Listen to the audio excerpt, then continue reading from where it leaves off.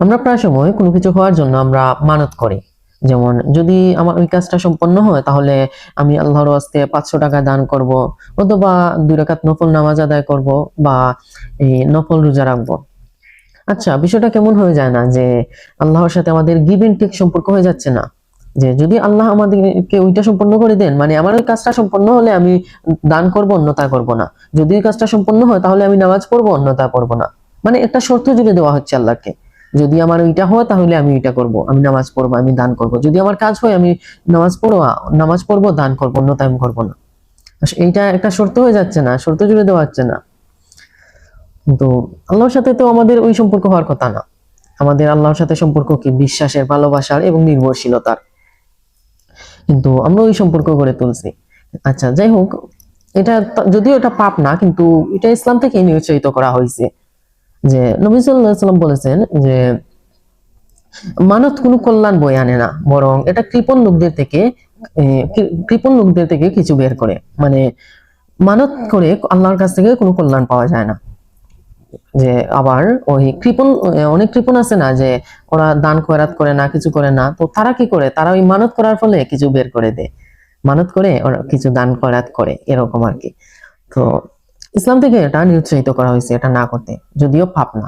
কিন্তু আরেকটা বিষয় আছে, যে আপনি যদি ইতিমধ্যে মানত করে ফেলেন তাহলে ওইটা আপনাকে পালন করতে হবে। যে এটা ওয়াজিব হয়ে যায় বিষয়টা।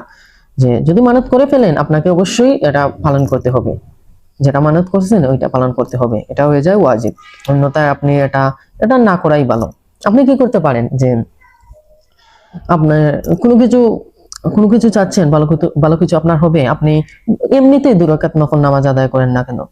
আপনি আপনি কিছু দান করেন, কিছু নফল রোজা রাখেন, এটা আল্লাহর কাছে দোয়া করেন, আল্লাহ যদি ওইটা আমার জন্য ভালো হয় আমাকে ওইটা দেন, না হয় এর চেয়ে ভালো কিছু হলে ওইটা দেন। তখন তো আল্লাহর সাথে আমাদের ভালোবাসার সম্পর্কটা থাকে। মানে এখানে কোনো শর্ত থাকছে না। আমি আল্লাহর সাথে তো ওই সম্পর্কটাই তো আমাদের আল্লাহকে খুশি করা প্রয়োজন। মানে ভালোবাসার একটা সম্পর্ক আল্লাহর সাথে। তখন আল্লাহ খুশি হলে, আল্লাহর ইচ্ছা হলে আমাদের জন্য যেটা ভালো হবে ওইটা আল্লাহ দেবেন। ওইখানে কোনো শর্ত থাকছে না। আমি এমনিতে আমার কোনো কিছু চাচ্ছি হোক, তাহলে আমি ২ রাকাত নফল নামাজ পড়ি, আল্লাহর কাছে দোয়া করি।